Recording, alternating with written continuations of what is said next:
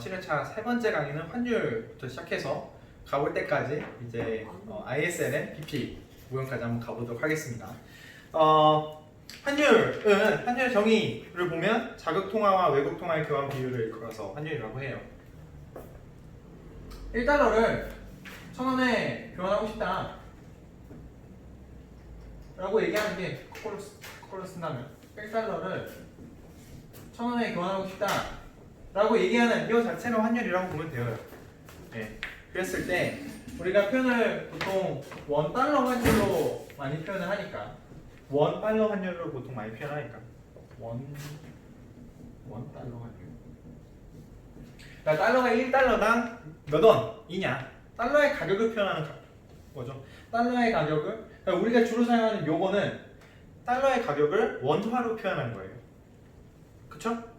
그러니까 지금 1,000원 1달러당 1,000원이라는 거고 이게 만약에 가격이 환율이 500원이 됐어요. 그리고 반대로 가격이 1,500원이 됐어요.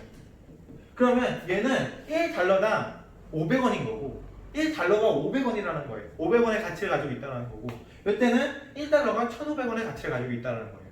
그렇죠?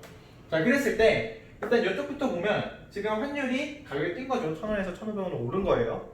자, 이랬을 때 이러한 상황을 우리가 일컬어서 어떻게 얘기를 하냐면 원화가 평가가 절하되었다라고 얘기합니다.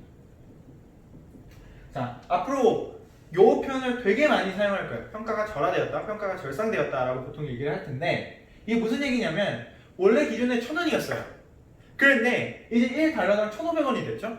그러면 원화가 원래 1달러당 1,000원에 1달러를 살 수 있었는데 이제 1,500원에 1달러를 사야 된다는 거거든요. 그럼 상대적으로 1원당 구매력 자체는 줄어든 거죠. 1원당 달러를 구매할 수 있는 능력은 줄어든 거죠. 이거는 원래 1달러를 할 때 1원당 1000분의 1만큼 지분이 있는 건데 1원당 여기는 지금 1500분의 1밖에 지분이 없는 거잖아요. 1원. 그러니까 1원의 가치 자체가 떨어진 그거를 가치가 평가되는 그 가치가 상대적으로 절하되었다, 네, 하락했다라고 표현해서 이래서는 원화가 평가 절하되었다라고 좀 표현하고 이때는 반대로 원화가 평가가 절상된 거죠. 왜냐하면 원래 500원 원래 1,000원이었는데 1달러당 근데 이제는 500원에 1달러를 살 수 있어요. 그러면 1달러 자체는 싸진 건데 반면에 원화 자체는 가치가 높아진 거죠. 왜냐하면 거꾸로 놓고 보면 이제 1,000원을 내가 만들려면 달러는 2달러가 필요한 거니까 원화 자체는 그대로 가격인데 달러 가격 자체가 더 비싸게 주고 이제 원화를 사야 되는 거잖아요. 그렇기 때문에 원화 자체가 가치가 높아진 거기 때문에 이런 상황을 원화의 평가 절상이라고 얘기할 거예요. 반면에 지금 여기서 보다시피 이런 경우에는 달러화가 평가 절하된 거죠. 이러한 경우 지금 보이죠? 달러의 가치가 떨어진 거잖아요. 지금 달러의 가치가 1,000원에서 500원 떨어진 거잖아요. 네. 반대 같은 경우에는 달러화가 평가 절상된 거죠. 달러의 가치가 올라간 거니까 1,000원에서 1,500원으로 자, 이런 식으로 우리가 구성할 수 있습니다. 자, 그랬을 때 우리가 어떤 결론에 이를 수 있냐면 환율 가격이 오르잖아요. 그러면은 물론 이제 수능 경제라든지 아니면 뭐 단순하게 경제 언론에서는 환율이 올라감에 따라서 뭐 다양한 효과들을 해서 따지는데 우리는 어떤 효과만 볼 거냐면 수출과 수입에 대해서만 봅시다. 얘들이 어떻게 되는지만 그것만 봅시다. 뭐 이거 가지고 수능 경제 그런 데서는 해외 여행이 증가한다. 약간 그런 것까지 배우는데 그런 거는 뭐 보고 싶지 않으니까 우리 이것만 볼게요. 만약에 원달러 환율이 가격이 올랐어요. 이렇게 되면 자, 지금 우리나라의 원화 자체는 평가가 절하된 거죠. 그쵸? 그러면 기존에 요랬던 환율이 이렇게 된 거라면 2,000원으로 가볼까요? 우리 계산하기 편하게. 자, 이렇게 된 거라면 원래 우리나라에서 물가가 10,000원 하던 게 있어요. 10,000원 하던 게 있어요. 이거를 수출을 해볼게요. 수출. 수출을 해볼게요. X가 수출이니까. 자, 수출을 하면 지금 몇 달러에 팔 수 있는 거예요? 10달러에 팔 수 있는 거죠. 그죠? 자, 그런데 자, 그대로 물건 가격이 10,000원이에요. 10,000원인데 환율이 올랐어요. 환율이 오르면 이제 몇 달러에 팔 수 있어요? 5달러에 팔 수 있죠? 자, 그렇게 되면 지금 환율이 오르면 어떠한 현상이 발생하냐면 내 원화 자체가 평가가 절하되어 있기 때문에 물건 수출품의 물건 가격이 하락하는 효과가 발생해요. 우리나라 원화의 가치가 하락했기 때문에 그 말은 수출이 훨씬 더 잘 되겠죠. 그렇죠? 수출이 잘 되겠죠. 자, 반면에 수입을 한번 봅시다. 자, 예를 들어서 10달러인 물건이 있다 쳐요. 그러면 이거를 수입을 할 때 이제 우리나라에서는 어떤 가격으로 표시되냐면 원화로 10,000원으로 표시가 되겠죠. 그죠? 그런데 그대로 10달러예요. 그런 상황에서 환율이 2,000원으로 오르면 1달러나 2,000원으로 오게 되면 이때는 우리나라 물건 가격으로 20,000원으로 표시가 되겠죠. 똑같은 물건 가격인데 이제 수입을 할 거예요. 그런데 물건 가격이 오르죠. 이러면 수입이 적게 되겠죠. 그렇죠? 그렇기 때문에 환율이 오르면 수출이 늘어나고 수입이 줄어들게 됩니다. 아까 그 이러한 것과 관련이 있는 거예요. 그러니까 상대 가격이 궁극적으로 달라진다라는 거죠. 예. 이렇게만 이해할게요. 이거는 굳이 언급하지 않겠습니다. 시간이 없으니까. 자, 이렇게만 읽도록 하죠. 이해됐죠? 이렇게 되면 지금 NX가 올라가는 거고. 그렇기 때문에 우리나라 같은 국가들은 환율을 계속 높여야 돼요. 수출 많이 해야 되니까.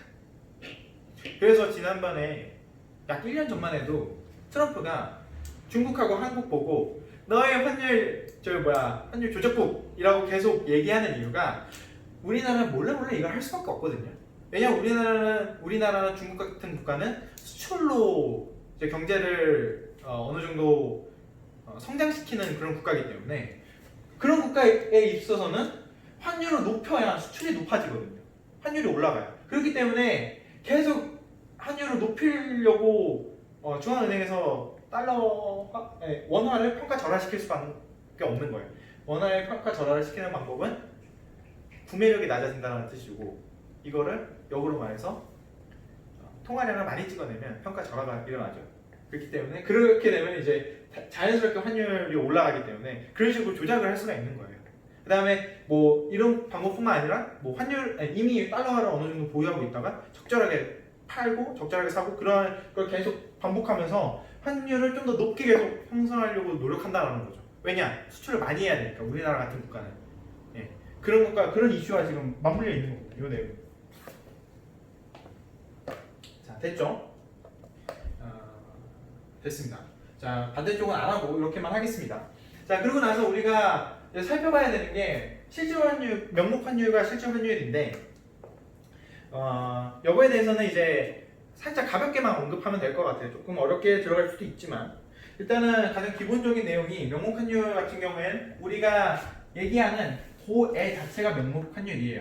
그러니까 이런 식으로 $1 환율 이런 게 이제 기본적인 명목 환율이라고 할 수 있겠습니다. 그러니까 단순하게 화폐의 그런 가치로만 따지는 그런 환율, 화폐의 교환 비율로만 따지는 환율을 명목 환율이라고 할 거고요. 얘는 이제 엡실론이라고 하는데 엡실론 같은 경우에는 미시 경제학에서 탄력성으로 주로 쓰이죠. 탄력성이죠. 엡실론이라고 하는 친구. 얘는 이제 어떤 식으로 표현할 거냐면 우리가 그 뒤에 있는 대문자 2가 아니라 소문자 2예요. 소문자 2. 왜 이걸 안 고쳤지? 여게 이제 실질 환율로 보자라는 거예요. 요거를 제가 왜 아까 계속 그쪽에다 실질 환율로 적어 놓은 거냐면 우리가 명목 환율로 인해서 당연히 실질 환율이 영향을 받는 건 분명해요. 지금 일단은 실질 환율이 안에 명목 환율이 있으니까. 근데 왜 아까 그 NX에다가 계속 실질 환율 요걸로 계속 썼었냐면은 우리가 궁극적으로 물건을 사고 파는 건 사고 팔면서 그런 뭐가 더 싸고 뭐가 더 비싼지는 궁극적으로 이 상대 가격의 비율을 집어넣어 줘야 되기 때문에 그래서 실질 환율로 제가 계속 기입을 했던 거고 기입 못하시면 날리셔도 돼요.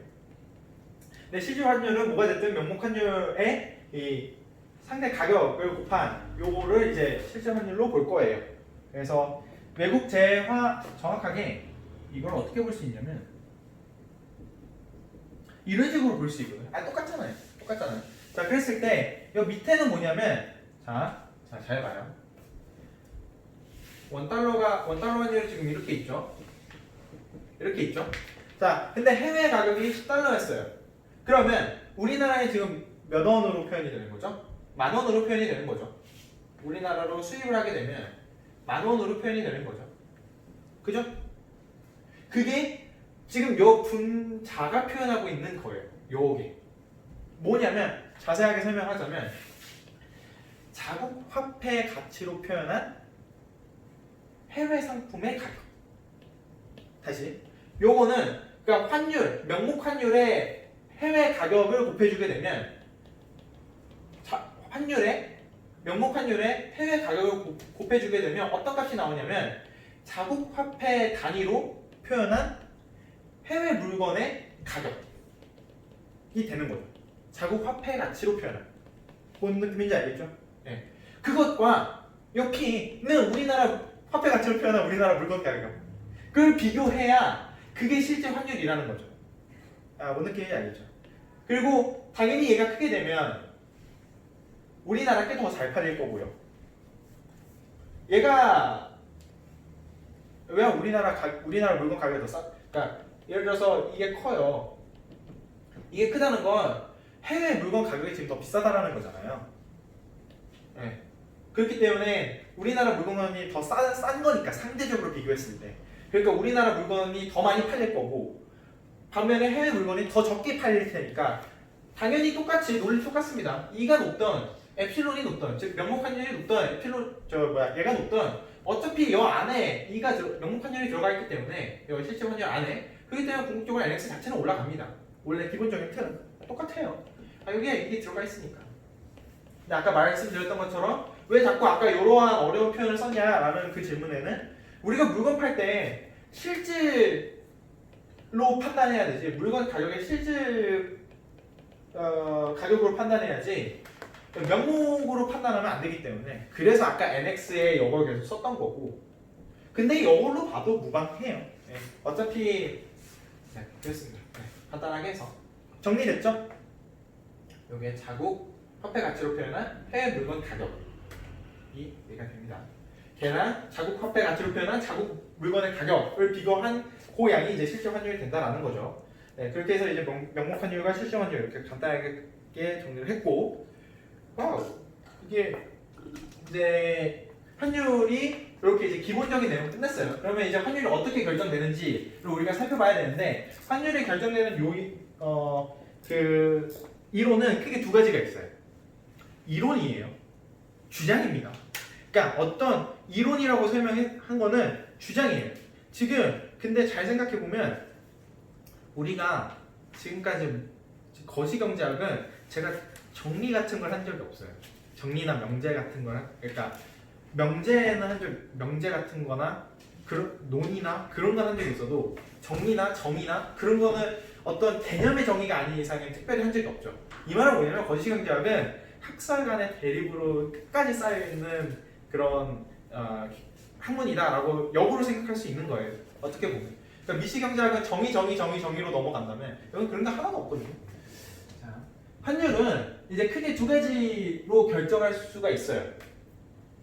하나는 PPP라고 해서 구매력 평가선이라는 게 있고 하나는 IRP라고 해서 Interest Rate Parity라고 해서 이자율 평가선이라는 게 존재해요. 그래서 이 단순 물가의 차이로 환율이 결정되느냐 아니면 이자율로 환율이 결정되느냐 이런 것들이 있는데 얘는 보통 장기에 PPP로 환율이 결정되더라라는 이론이고 얘는 단기에 IRP 이자율로 환율이 결정된다라는 겁니다.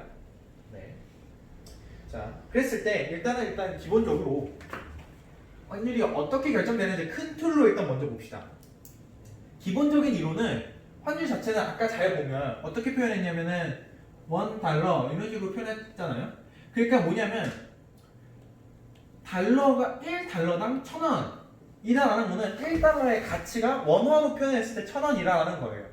얘가 만약에 1,500원으로 오르면 1달러의 가치가 1,500원이 되었다는 거거든요. 그렇죠? 그렇기 때문에 얘가 올라가게 되면 원화의 가치는 평가 절하되는 건데 1달러의 가치는 원화로 표현했을 때 더 비싸진 거니까 상대적으로 평가 절상된 거죠. 그렇기 때문에 이럴 때 달러라는 평가가 절상이 된 거거든요. 그렇기 때문에 이 $1 환율 이런 환율의 표현은 즉 환율의 명목 환율은 어떻게 우리가 표현할 수 있냐면 외국 돈의 가치 해외 화폐 단위의 가치라고 놓고 보면 돼요. 외국 돈의 가치, 해외 화폐 단위의 가치. 자, 그랬을 때 일단은 여기에 환율 가격, 그러니까 해외 화폐 단위의 가치, 그러니까 1달러의 가격이 환율인 거예요. 그걸 원화로 표현한 거를 환율이라고 얘기하는 거고요. 그것도 아니야. 환율이 왜 환율인지 알아? 교환 비율이어서 환율인 거야. 교환 비율이어서 환율. 여기는 이제 달러화가 되겠죠. 달러화의 그런 수량, 달러화의 수량, 달러의 수량. 이런 식으로 표현할 수 있겠죠. 자, 기본적으로 이렇게 여기도 당연히 공급과 수요가 존재할 거고요.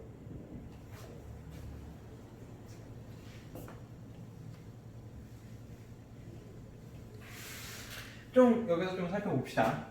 외환의 공급은 어떤 식으로 이루어지냐면 우리나라가 수출을 하면 돈을 벌어오죠. 외국 돈을 수출을 하면 그리고 자본이 유입이 되면 외국 돈이 우리나라로 들어오겠죠. 그렇죠? 그렇죠? 자, 그리고 수요 같은 경우에는 반대로 우리나라가 해외 물건을 수요할 때, 즉 수입을 할 때 달러를 원해야겠죠. 달러로 물건을 사야지 원화로 물건을 살 수가 없으니까 외국 물건들은. 그리고 마찬가지로 자본이 유출이 되게 되면 외환을 수요할 수밖에 없어요. 왜? 달러가 있어야 자본을 유출시키죠. 그 시장에서. 자, 이걸 가지고 앞으로 어떻게 느느냐에 따라서 환율이 어떻게 변하는지를 보면 돼요. 자, 그러니까 아까 잘 보면 우리가 방금 전에 한 건 환율이 오르게 되면 어떻게 되죠? 얘가 오르고 얘가 내려간다 라는 걸 했죠. 지금 이거는 앞으로 뭘 볼 거냐면 얘네들이 변해서 얘가 어떻게 되는지 보는 거예요. 한번 볼게요. 간단하게 볼게요. 예를 들어서 수출이 많이 돼요. 수출이 많이 되면 공급 곡선이 얘가 늘어나면 공급이 많이 될 거 아니에요. 무슨 얘기냐면 수출량이 늘어났어요. 수출량이 늘어난다는 의미는 무슨 의미냐면 내가 해외에서 물건을 많이 팔았기 때문에 그 사람들이 나한테 돈을 줘야 되는데 그 사람들이 원화를 줄 리가 없잖아요. 달러로 주겠지. 외국 사람들인데 원화를 가지고 있을 그런 불편함을 가질 이유가 전혀 존재하지 않으니까. 자, X가 수출을 많이 하게 되면 궁극적으로 이 $1 시장, 우리나라 환율 시장에서 $1 시장에서 얘의 공급이 늘어나죠. 그죠? 자, 그렇게 되면 어떻게 돼요? 얘가 떨어지죠. 네. 그러니까 지금 아까 한 건 환율이 올라가면 수출이 많이 된다라는 개념이고, 요거는 수출이 많이 되면 환율이 내려간다라는 거예요. 지금 환율 내려가니까. 이해됐죠? 네. 거기 이제 써져 있어요. 또 이제 예를 들어서 Y가 늘어나게 되면 궁극적으로 수출은 그대로 있더라도 수입을 많이 하게 될 거고 우리나라 국민소득이 올라갔다는 거니까 거기 써져 있는 것부터 하면 그렇게 되면 궁극적으로 수입이 늘어났기 때문에 환율 달러화의 수요 곡선이 우측으로 이동하겠죠. 그렇기 때문에 그런 경우에는 환율이 올라가겠죠. 그쵸? 수입이 늘어나면 환율이 늘어나요. 환율이 올라가요. 자, 그리고 우리나라 물건 가격이 올라갔어요. 그러면 우리나라에서 수출되는 우리나라의 물건 가격, 그러니까 외국 달러로 이제 표현된 우리나라 물건 가격도 올라갈 수밖에 없죠. 그쵸? 이게 인플레이션 그런 거였으니까. 그렇게 되면 궁극적으로 수출이 줄어들겠죠. 우리나라 물건 가격이 올랐으니까. 그렇게 되면 이 공급 곡선이 좌측으로 이동해서 환율이 올라가게 됩니다.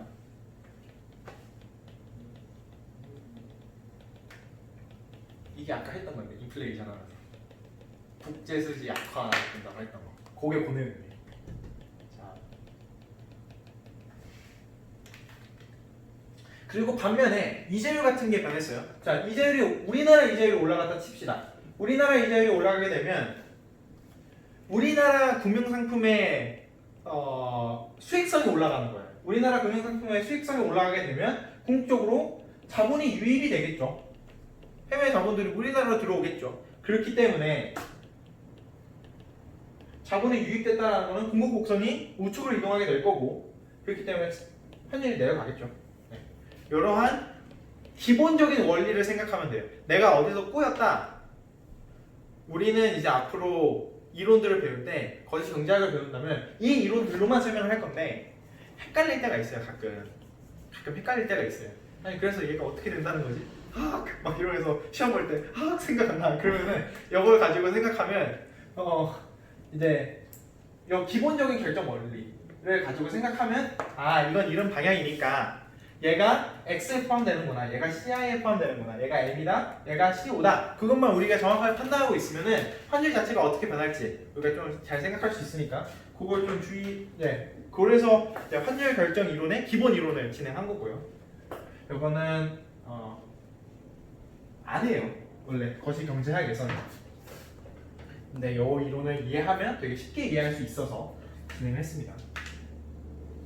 그리고 그럼 이제 PPP부터 한번 진행을 해볼게요. 자, PPP가 뭐냐면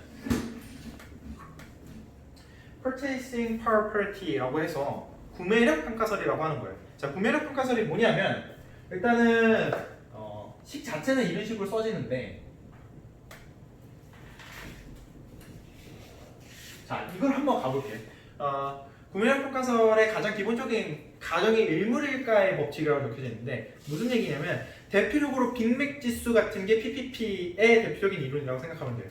빅맥 지수가 뭐냐면 그 나라의 환율로 다 조정해가지고 그래서 달러화로 표현된 빅맥이 얼마야? 를 보는 게 빅맥 지수거든요. 그러니까 뭐 우리나라는 뭐 빅맥이 4,000 얼마 하나? 5,000원 하나? 그 정도 할 텐데 빅맥은 5,000원 할 거예요. 대충 그 원자리 할 텐데 그거를 이제 원달러화로 표현해서 달러화로 표현하면 몇 달러가 돼? 그거를 분석해서 만약에 예를 들어서 우리나라에서 그 빅맥이 5,000원이에요. 자, 그런데 원달러가 1,000원인데 원달러 환율이 1,000원인데 만약에 미국에서 빅맥이 4달러네요. 4달러 하면 지금 대한민국에서 빅맥을 5,000원에 팔면 요거를 미국 돈으로 환산하면 5달러가 되는 거죠. 자, 같은 빅맥을 파는데 빅맥은 재료가 똑같아요. 그래서 PPP로 우리가 생각하기 쉬운 거고. 자, 같은 물건인데 대한민국은 5달러에 파는 거고 미국에서 4달러에 파는 거거든요. 자, 그러면은 지금 우리나라의 물건 가격이 더 비싼 상태죠. 그럼 사람들이 한국에서 빅맥을 살까요, 안 살까요? 안 사게 되겠죠. 그러면은 물건 가격이 내려가야죠. 왜냐하면 수요가 낮아지니까. 그래서 언제까지 낮아지냐? 4,000원이 될 때까지 낮아져야죠. 궁극적으로. 그래야 사람들이 살 거 아니에요. 안 그러면 빅맥을 막말로 수입하겠죠. 막말로. 안 그러면 1,000원이나 더 비싸게. 그러니까 미국 돈으로는 1달러 더 비싸게, 우리나라 돈으로는 1,000원 더 비싸게 빅맥을 사는 거니까 우리나라에서 소비하게 되면 그러니까 가격이 4,000원까지 내려오겠죠. 궁극적으로 이 가격이 실질적인 구매력이 같아지는 게 일물일가의 법칙이고 일물일가의 법칙이 형성 집회를 했으면 검사 받으러 가자 좀 검사 받으러 가자 자 할 때까지 우리가 이 환율이 조정된다라는 거죠. 그러니까 역으로 지금 내가 보여준 건 이 물건 가격이 조정된 건데 이게 조정될 수 있고 역으로 아까 5,000원이었어. 야 이거 그럼 계산하기 어려운데? 그러면 1250원 1250원 1250원이 되면 그러니까 원래 1,000원이었는데 그러면 지금 얘는 5달러로 표현되는 거잖아요. 그죠? 그런데 얘가 지금 4,000원이 되는 그런 방식도 있지만 얘가 1250원으로 환율이 올라가게 되면 같은 물건의 가격 같은 물건인데 물건의 가격의 궁극적으로 얘가 5달러가 되니까 아닌데? 4달러가 되니까 맞나? 네, 4달러가 되니까 맞아요. 4달러가 되니까 이렇게 물건 가격이 궁극적으로 같아질 때까지 환율이 조정될 수도 있구나. 아까 이거는 지금 일물일가의 법칙을 설명한 거고 궁극적으로 일물일가의 법칙을 형성하기 위해서 가격이 조정될 수도 있고 얘 가격이 조정될 수도 있고 환율이 조정될 수도 있는데 지금 우리는 궁극적으로 환율이 조정된다고 보자. 가격이 고정되어 있다라면 그런 걸 보자는 거죠. 자 이해가 됐죠? 자 그걸 봤을 때 지금 이거는 우리가 아까 첫 번째 시간에 요거 구매력이라고 했던 거 기억나죠? 구매력. 왜냐하면은 궁극적으로 물건 가격분의 1은 내가 그 1원당 그 물건을 얼마만큼 구매할 수 있는지에 대한 능력을 가르치는 거기 때문에 구매력을 저렇게 표현할 건데 궁극적으로 EP 스타 같은 경우 아까 이전 시간? 방금 전에 설명했나? 방금 전에 설명했던 것처럼 얘는 우리나라 화폐 가치로 표현한 그러니까 자국 화폐 가치로 표현한 해외 물건의 가격을 이 P스타라고 표현할 거잖아요. 그러니까 얘네들이 궁극적으로 같아지는 얘네들의 구매력이 궁극적으로 같아지는 수준까지 환율이 조정된다라는 원리가 구매력 평가설입니다. 헐, 거기 그것도 잘못 썼다. 국가 간 투자 수익률은 항상 동일이 아니라 국가 간 구매력은 항상 동일인데 잘못 썼다. 근데 가격이 조정되는 거랑 환율이 조정되는 거랑 그러니까 만약에 가격이 고정되어 있더라면 환율이 조정되어야지. 그래야 물건을 다들 똑같이 수요할 테니까. 가격을 조정시키는 방법도 있고. 맞는 거야? 근데 환율 결정 요인으로서 이러한 결정 요인을 궁극적으로 장기에 사용할 수 있다는 거지.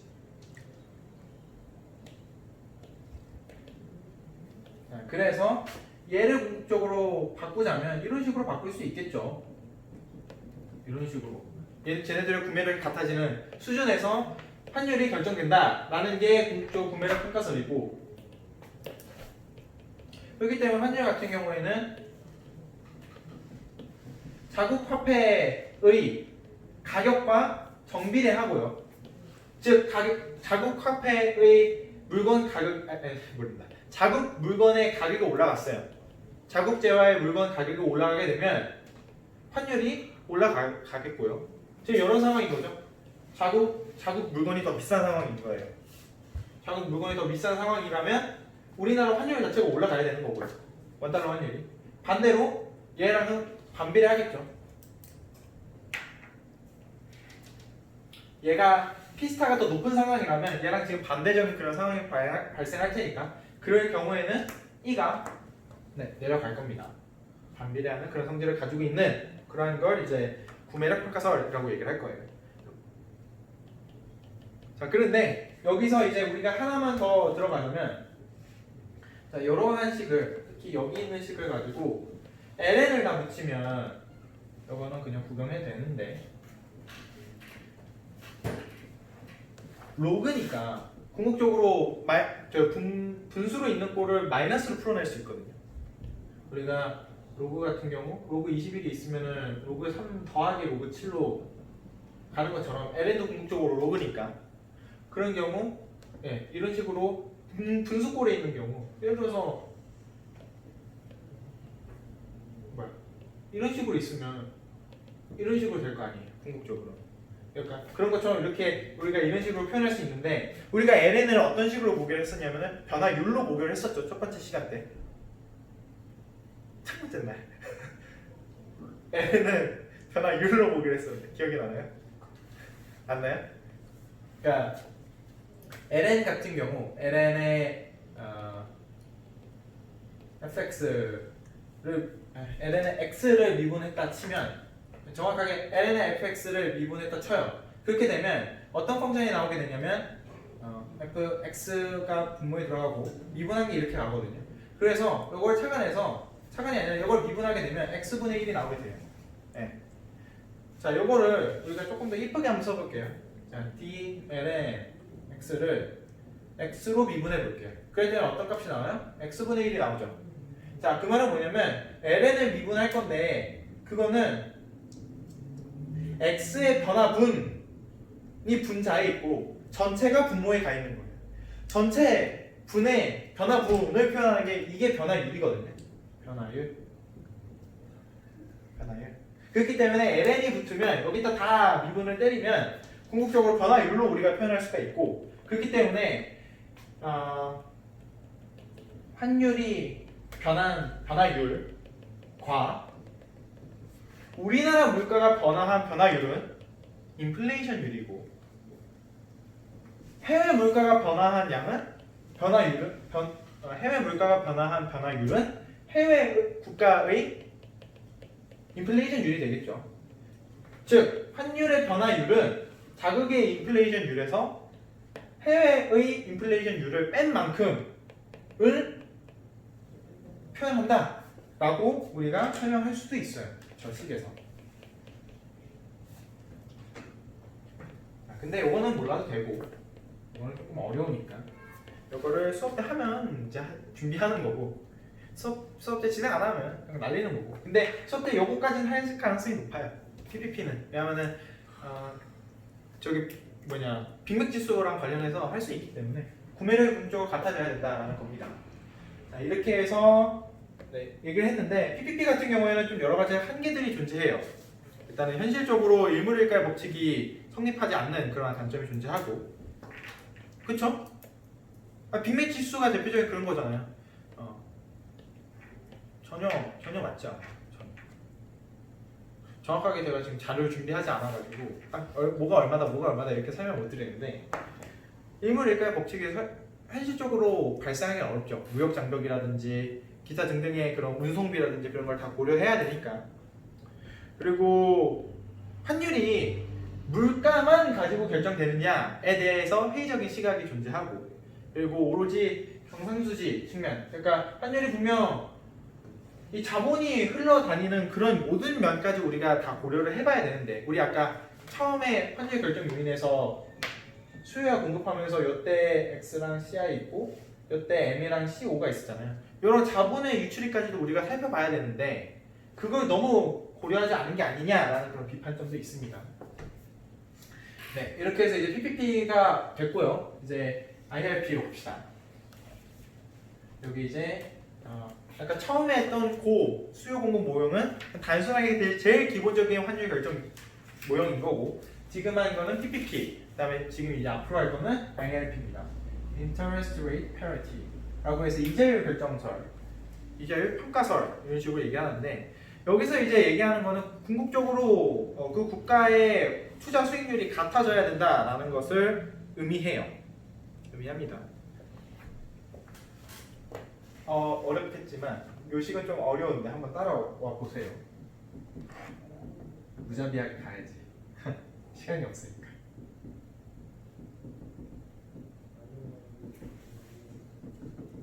자, 지금 이러한 식으로 이제 출발할 건데 이 식이 뭐냐면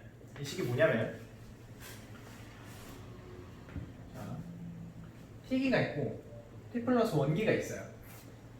자, 우리나라에서 원금을 제가 1원만큼 투자를 할 거예요.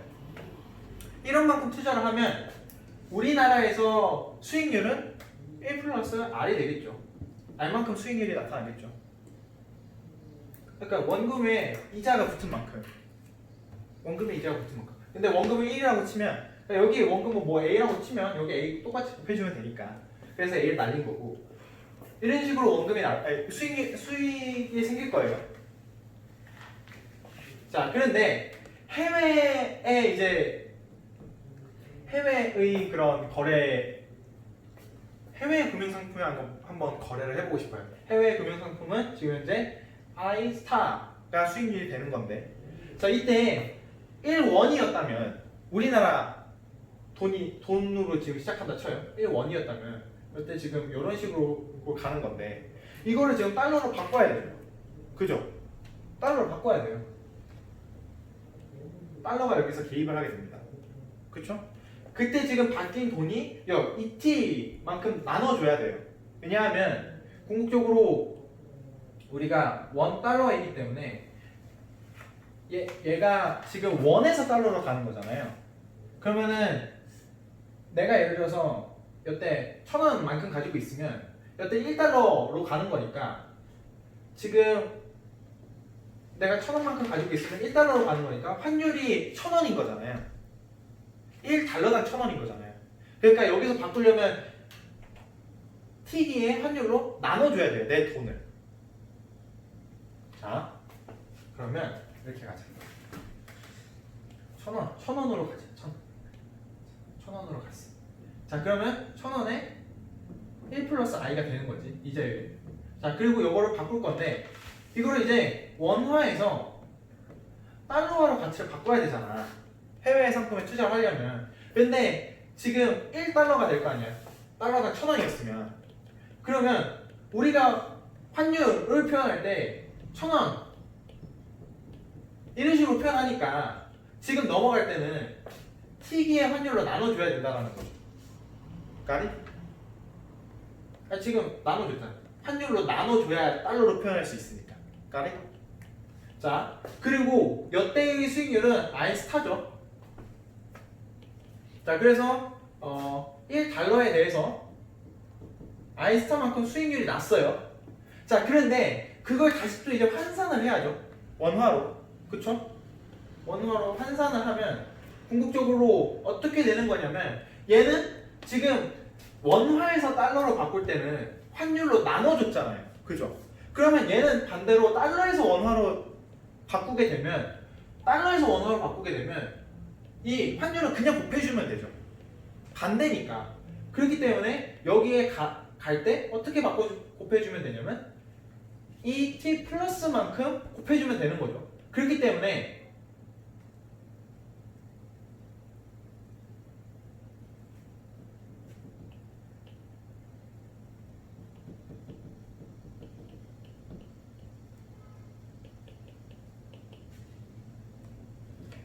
여기서 원래 나눠줬고 여기서 곱해줘야 되기 때문에 그거를 고려해야 되기 때문에 얘를 여기다가 집어넣어줘야 되는 거예요. 일단 요 논리에 대해서는 이해했죠? 그렇기 때문에 이게 무엇을 의미하는 거냐면 자국에서 어떤 금융상품을 투자했어요. 그거에 대한 수익률을 의미하는 거고 좌변은 여기서 우변은 자국의 화폐로 기존에 보유하고 있었는데 그걸 해외 화폐로 전환하고 그리고 그 돈으로 해외의 금융상품을 구매한 다음에 그 다음에 T 플러스 1기에 이제 그걸 다시 또 이제 매도를 해가지고 이제 자국 화폐로 바꿀 거예요. 그런 경우 그때의 수익률은 이렇게 표현할 수 있는 거죠. 자, 됐어요. 힘들게 여기까지 왔습니다. 자, 그렇게 되면 이거를 식을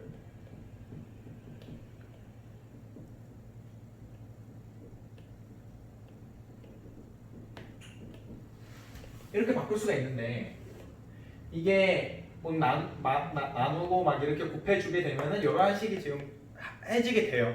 네, 지금 그렇습니다. 그거는 요 식에서 요 식으로 도출되는 것까지 하면 시간이 너무 오래 걸립니다. 하여튼 같은 식이에요. 이게 잘 곱해주고 잘 나눠주고 잘 ln 때리고 그렇게 하면 이렇게 돼요. 자, 이렇게 노출되는데 우리가 T기에 어떤 상품을 투자할 거인지를 생각할 때 어떤 식으로 우리가 관점을 쳐다봐야 되냐면 이에 T 플러스 1기의 환율을 우리가 알 수 있어요? T기에? 알 수 없죠? 그 말은 E의 expectation을 우리가 해야 되는 거예요. T기에 우리가 수익률, 그러니까 지금 우리가 보고 싶은 게 자, T기인데 T 플러스 1기에 자국에 있는 금융상품에 투자할지 해외에 있는 금융상품에 투자할지를 고민하는 건데 자국의 금융상품에 투자하면 요만큼 수익이 나는 거고 해외의 상품에 투자하면 요만큼 수익이 나는 거예요 지금. 네? 그런데 요때 요 확률을 알 수 있냐고요? 모르죠. 예측할 수밖에 없는 거예요. 그렇기 때문에 정확하게는 여기도 expectation에 들어가야 되는 거고 그렇더라면 여러 가지 expectation을 우리가 사용할 수 있어요. 그러니까 T기에 하는 expectation이어서 이렇게 표현하겠습니다. 자, 다 했어요. 다 했어요. 네.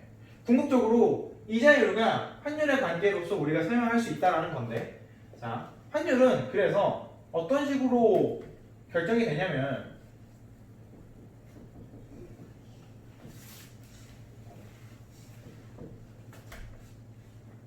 자,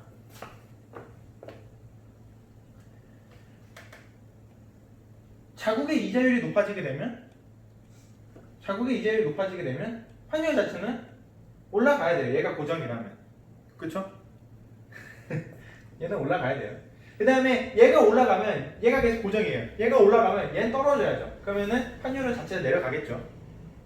이거 생각하기가 어려우면 아까 처음에 했던 그걸로 우리나라 이자율이 올라가면 우리나라 자본이 유입이 되니까 달러의 공급이 늘어나면서 아니 뭐야 반대다. 달러의 공급이 늘어나면서 환율 가격이 내려간다고 했죠. 아 반대네 반대. 아 나도 헷갈린다 이거.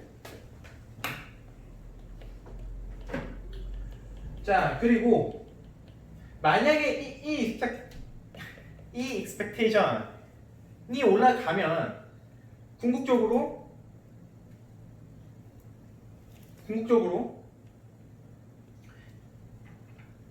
환율이 올라갈 수밖에 없어요. 요거에 대해서는 이제 설명을 한번 해볼게요. 왜 그렇게 되는지. 앞으로 한 10분은 더 해야 되는데 조금만 더 힘냅시다. 요거 IRP까지만 하면 일단 환율 결정은 끝나니까. 요게 왜 그런지 이제 설명을 해볼게요. 지금 이러한 관계를 가지고 있어요. 얘가 높아지면 얘가 높아질 수밖에 없는데 설명을 한번 해보겠습니다. 하나씩 10분 정도는 더 설명을 해야 돼서 조금만 더 힘내봅시다 우리. 자 일단은 첫 번째로 I가 올라가는 경우 왜 환율이 내려갈까에 대해서 좀 고민을 해볼게요. 자 그래프를 어떻게 그릴 거냐면 그래프를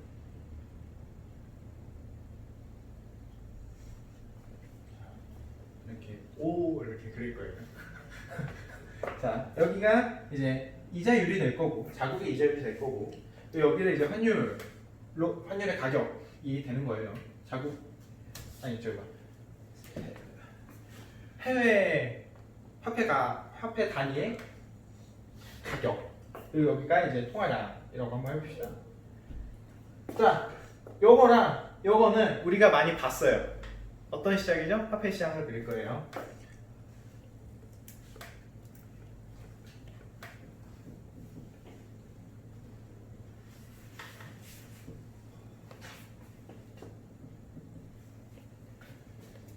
자, 만약에 MS가 좌측으로 이동해서 이자율이 올라갔다고 칩시다. 우리나라의 이자율이 올라갔다 칩시다. I0에서 I1으로 올라갔다 쳐요. 자, 이런 상황에 여기서 어떤 그래프를 우리가 그릴 거냐면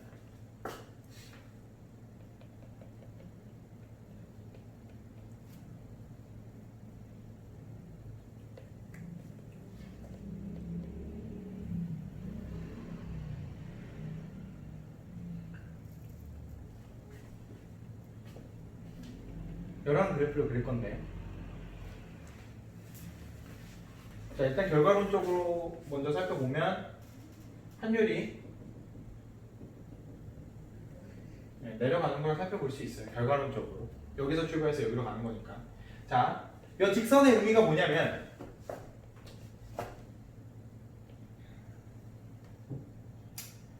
우리나라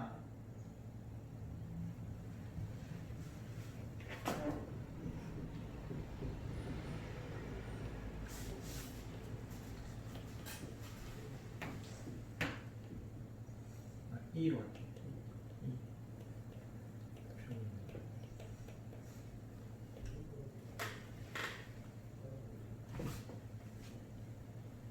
자, 우리나라에서 원래의 수익률 이 직선을 의미해요. 그쵸? 그러니까 여기는 지금 수익률을 따지고 보고 싶은 거예요. 이 평면은. 자, 그리고 그런데 우리나라의 수익률이 I0에서 통화 공급이 줄어들면서 I1으로 오른 상태를 지금 가정하는 거예요. 자, 이렇게 올랐을 때 우리나라 수익률이 올랐습니다. 자, 그럴 때 요 곡선이 이제 IRP인데 이재율 평가서에 관련된 해외에 관련된 식인데 이게 왜 우하향하냐면 우리 이미 이전에 했지만 이자율이 올라가면 그것도 해외의 이자율이 올라가면 자, 저 곡선이 왜 우하향하냐면 우하향하는 이유가 뭐냐면 우하향한다. 그러니까 이 곡선을 이렇게 보면 우하향하는데 그러면은 이걸 이렇게 표현하지 말고 왜 이따구로 생겼냐면 왜 이러한 모형을 생겼냐면 이게 지금 그래프가 이렇게 뭐 그리니까 상향하는 것처럼 그리는 건데 이렇게 그리면 우하향할 거야. 미안해. 반비례의 관계를 가지고 있으니까 우하향하는 건데 왜 이따구로 생겼냐면 자 얘는 지금 IRP 같은 경우는 해외의 것을 보고 싶은 거예요. 자, 이 해외의 이자율이 올라가면 어떻게 되죠? 우리나라에서 자본 유출이 발생하죠. 자본 유출이 발생하면 아까 어떻게 됐죠? 자본 유출이 발생하면 우리나라의 원화의 수요가 뭐야? 자본 유출이 발생하죠. 원화의 수요가 늘어나죠. 그죠? 맞나?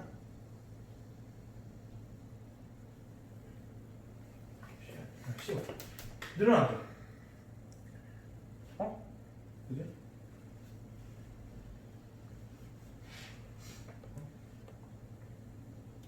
왜 환율 올라가지?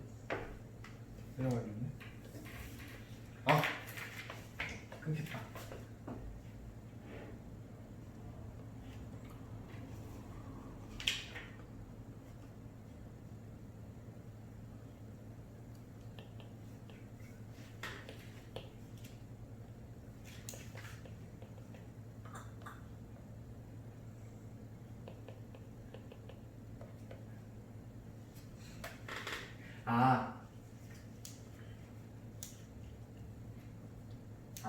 이건 sorry.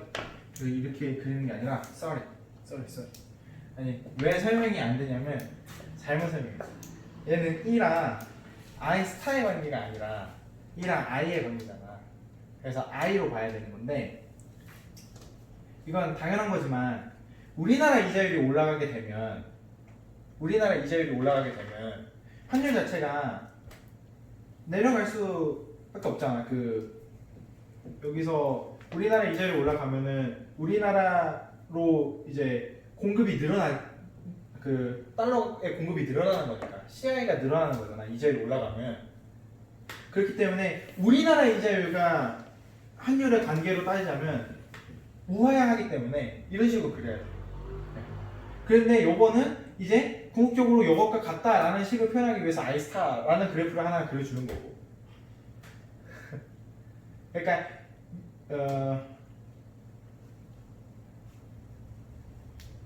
요 I스타라는 걸 요거를 이렇게 빼고 그럼 I 마이너스 요 분수꼴은 I스타잖아요. 그러니까 I스타라는 식은 요것과 관련되어 있는데 요것은 지금 우하향하니까 그게 I스타다 라는 식으로 우리가 이렇게 그래프를 그린다라고 그냥 대충 이해하면 될 것 같아요.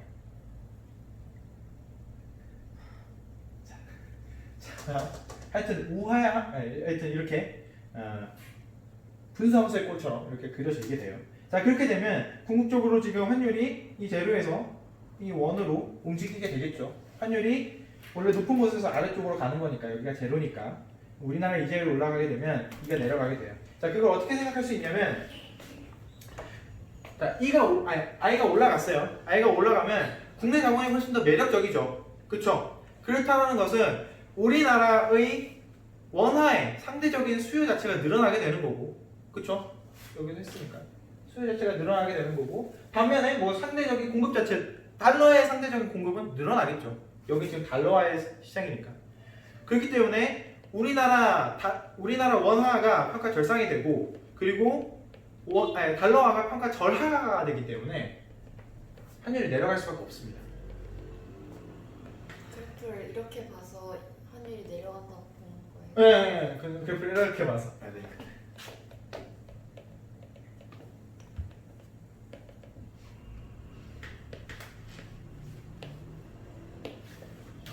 두 번째로 이자율이 해외 이자율이 올라가면 어떻게 되는지. 환율이 올라가는데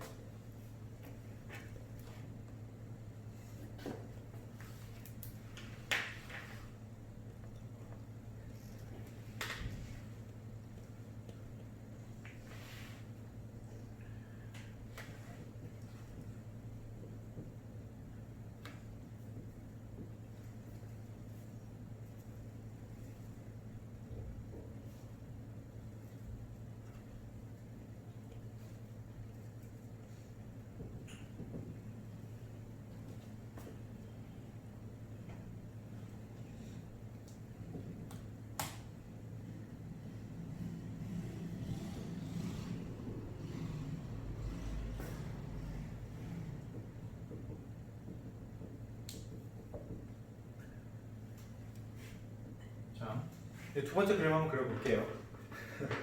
자, 해외 이자율이 올라가면 궁극적으로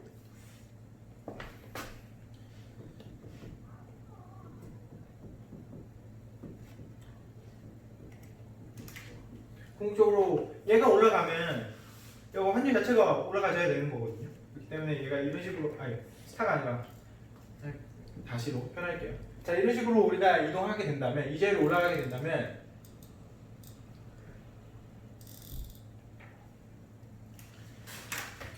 사실 IRP를 정확하게 저 어떻게 설명해도 되냐면 해외 국가에서 발생하는 수익률을 일컬어서 IRP라고 봐도 돼요. 이게 그러니까 궁극적으로 우리나라에서 발생하는 수익률이고 이게 해외에서 발생하는 수익률이라면 이자율이 올라가면 수익률이 높아지겠죠. 그런 식으로 우리가 생각해봐도 됩니다. 해외 이자율이 높아지게 되면 그런 식으로 생각해봐도 돼요. 자, 그렇게 되면 환율이 올라가죠. 이런 그림에서도 판단할 수 있어요. 자, 이걸 어떻게 생각할 수 있냐면 궁극적으로 알스타가 올라가게 되면 즉 해외의 이자율이 올라가게 되면 해외의 그런 금융상품이 훨씬 더 매력적이겠죠. 그쵸? 그 말은 달러화가 훨씬 수요가 높아지겠죠. 달러화에 대한 수요가 높아지겠죠. 즉 달러화에 대한 수요가 높아질 테니까. 이 말은 뭐냐면은 궁극적으로 환율 시장에서 달러화의 수요가 높아진다는 거는 수요가 높아진다라는 거니까. 네. 이 말은 달러화가 상대적으로 지금 평가절 상에 있는 상황이죠. 달러화의 가치가 지금 높아진 거잖아요. 수요를 많이 하다 보니까 달러화의 가치가 평가절상 혹은 원화의 가치가 평가절하되어 있는 상황이기 때문에 이가 올라갈 수밖에 없습니다. 됐나요? 네. 자, 그리고 이제 세 번째 상황을 한번 볼게요.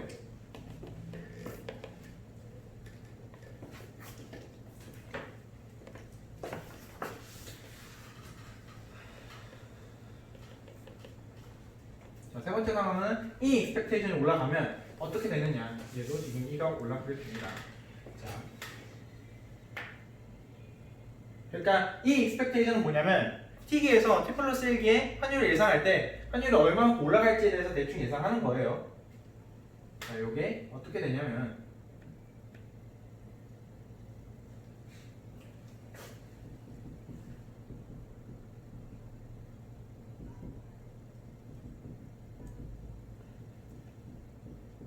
자, 이런 식으로 IRP가 저축으로 이동할 거고요. 왜냐하면 환율이 올라간다고 예상하잖아요.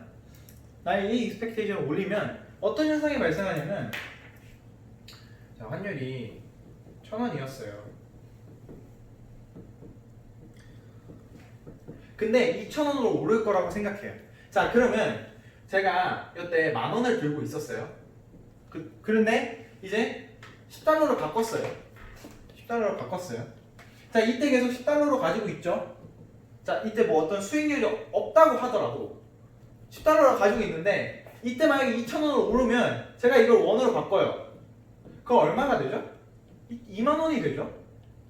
그쵸? 내가 만약에 환율이 올라갈 거라고 예상을 한다면 내 수익률이, 내가 예상하는 그 해외에서 발생하는 수익률이 올라갈 수밖에 없어요.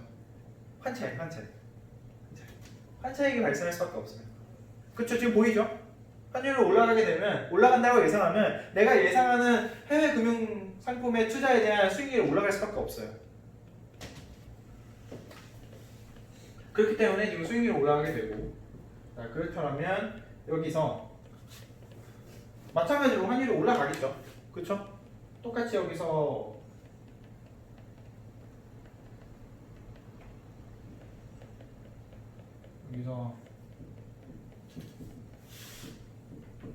여기 결정이 될 테니까,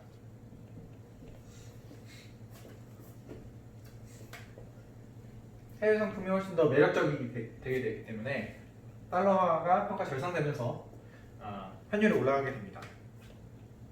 그러니까 환율이라고 생각하면 그냥 달러화의 가치라고 생각하는 게 편해요. 해외 화폐 단위의 가치라고 생각하는 게 편합니다. 자, 그리고 이것과 관련해서 우리가 살펴봐야 되는 게 하나 더 있는데, 이것과 관련해서 오버슈팅이라는 거예요. 우리 수능에서 나오잖아요. 오버슈팅. 수능. 우리 때야. 너희 말고 내 수능이니까. 아, 나 때는 콜금리 나왔는데. 나 때는 말이야. 나 때 콜금리 나왔는데. 언제 나온 적 있었는데. 2018년도 수능에서 콜옵션 풋옵션 나와가지고, 나는 이제 주식을 했던 사람이잖아. 그래서 그냥 지문 안 읽고 풀었다가 참사를 당했어요. 지문 읽고 풀어야 된다는 걸 다시 한번 느끼게. 수능에서 그걸 깨달았어요. 지문 들고 왔다면 채점이 왔대요. 완전 나 이거 나 안다고 풀었는데 틀렸어요.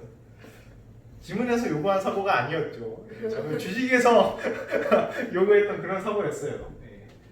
자, 한번 시작을 해볼게요. 어떤 논리인지. 오버슈팅이라는 게 뭐냐면, 궁극적으로 자국의 화폐 공급량을 늘린다라고 생각을 해봅시다. 자, 화폐 공급량을 늘린다라고 생각하면 우리나라 이자율이 떨어지죠. 그쵸?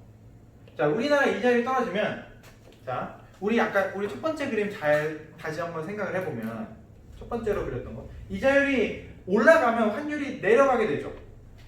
걔네들 반비례 관계를 지금 가지고 있었죠. 자, 그러면 이자율이 내려가면 환율이 올라가겠죠. 그러니까, 자, 요건 지금 시행했어요. 자, 그러면 요건 지금 당연히 발생하는 일이죠. 통화 정책을 하면. 자, 그러면 사람들이 이럴 것이라고, 그러니까 장기에 궁극적으로 이게 올라갈 테니까 요럴 거라고 예상을 하는 거예요. 예상을 올라갈 테니까 나 이 익스펙테이션은 올라갈 거라고 예상을 하는 거죠. 이해가 됐어요? 자, 그럼 두 개를 동시에 그려야겠죠. 여기서 화폐 공급을 늘리는 측면과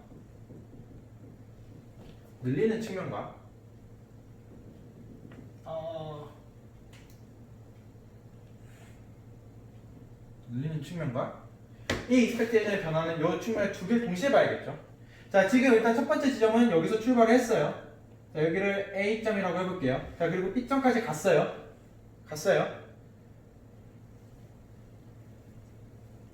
자, 원래의 균형은 여기서 발생하겠죠. 발생했는데 지금 이 expectation이 올라간다고 사람들이 예측을 하는 거예요. 예측을 하면 이 IRP가 좌측으로 요 그림에서 이제 좌측으로 이동하면서 요 그림에서는 좌측으로 이동하면서 즉 내가 생각했던 얘가 이 자리를 떨어지면 앞으로 내가 예상하는 환율이 올라갈 거야. 즉 내가 해외 상품을 투자하면 해외 상품에 대한 수익률이 더 올라갈 거야 라고 예상을 하는 거죠. 그쵸? 자, 그러니까 여기 지금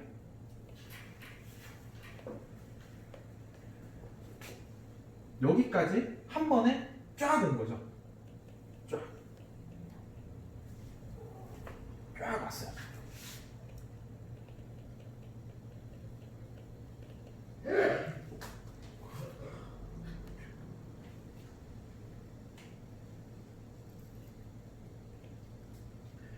자, 그런데 여기까지 왔는데 장기에 이건 지금 단기 효과인 거예요. 단기 효과. 근데 장기에 궁극적으로 이제 요거는 이제 조정이 됐는데 요거는 이제 한번 이 expectation이 이 expectation이 이 원에서 이 초로 움직여졌어요. 움직여졌는데 장기에 우리 통화 정책에서 어떤 효과가 있죠? 장기에 벌어난 효과. 어떤 효과가 있냐면 다시 이렇게 가죠. 자, 요거를 다시 쓰자면 M0 분의 P0였었던 게 P0 분의 M1이 되었던 거죠. 그런데 그게 다시 장기에는 어떻게 돼요? AS랑 만나면서 P1분의 M1이 되는 거 기억나요? 네. 통화 정책에서 장기에 네. 표현을 할게요. 이거 지금 장기에 벌어지는 효과인 거예요. 장기에. 그럼 다시 이렇게 회귀를 할 거예요. 장기에. 자, 지금 요게 단기에 벌어지는 일이라면 장기에는 궁극적으로 P가 조정이 되면서 P가 올라갈 거예요. 그렇게 되면 국내 이자율이 다시 올라가거든요. 다시? 그러면 장기에는 시점으로 가요. 시점. 다시 돌아가요. 다시. 그러면 균형점이 여기로 되겠죠. 최종적으로. 여기가 지금 장기에 벌어지는 일들이에요. 그러니까 단기에 지금 원래 통화 공급을 늘린다. 그래서 내 이자율도 국내에서의 그런 수익률 이자율도 내려가고 동시에 환율이 올라갈 것이라고 사람들이 예측을 하니까 그래서 해외 수익률 자체도 올라가가지고 아예 완전 좌측으로 이동해 버렸어요. 그런데 그게 이제 단기 효과인데 장기에는 결국 P가 expectation이 조정되면서 이자율이 올라갈 거예요. 그러면서 시점으로 다시 회귀를 한다라는 거죠. 그래서 새로운 균형 시점이에요. 그러면 도대체 뭐가 오버슈팅이냐라고 보면 이게 오버슈팅이죠. 지금 이게 오버슈팅이죠. 환율이 올라갔다가 시점까지 회귀하는 단기간에 확 쳤다가 내려가는 이런 현상을 일으켜서 오버슈팅. 그러니까 올라갔는데 너무 올라간 거죠. 그래서 장기에 조정 보이는 이런 걸 오버슈팅이라고 얘기하거든요. 환율의 오버슈팅 이론이 바로 이런 겁니다. 그러니까 통화 공급을 늘린다라고 사람들이 공표를 했어요. 그러면 사람들이 이 expectation까지 조정한다는 거죠. 이게 지금 핵심적인 이론이고, 근데 장기에 다시 물가가 조정될 테니까 이자율이 올라가게 되면서 환율이 내려간다라는 이 이론이 오버슈팅 이론이 되는 거예요. 자, 이렇게 해서 이제 환율의 결정 요인까지 했고 이제 여기까지 일단 이번 강의에서 마무리 짓고 ISNBP 다음 강의에서 또 진행해 보도록 할게요.